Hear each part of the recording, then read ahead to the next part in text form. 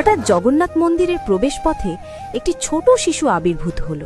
কিন্তু আশ্চর্যের বিষয় ছিল তার নিষ্পাপতা নয়, তার চোখের উজ্জ্বলতা এমন ছিল যেন ভগবান জগন্নাথ নিজেই তার চোখ দিয়ে এই পৃথিবীকে দেখছেন।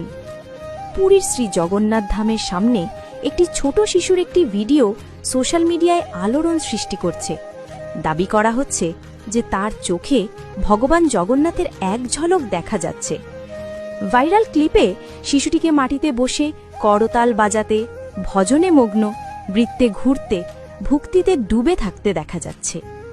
দর্শকরা হতবাক হয়ে হাত মেলাচ্ছেন, যেন কোনো অলৌকিক ঘটনা প্রত্যক্ষ করছেন।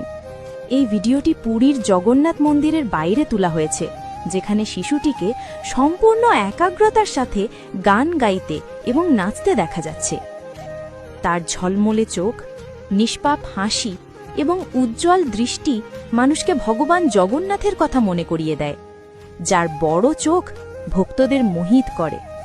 সোশ্যাল মিডিয়া ব্যবহারকারীরা মন্তব্য করেছেন, শিশুটি তার চোখে স্বয়ং ভগবানকে দেখছেন। তাই এমন অলৌকিক ভিডিওটি শেয়ার করে কমেন্ট বক্সে একবার জয় জগন্নাথ লেখার অনুরোধ থাকবে। জয় জগন্নাথ।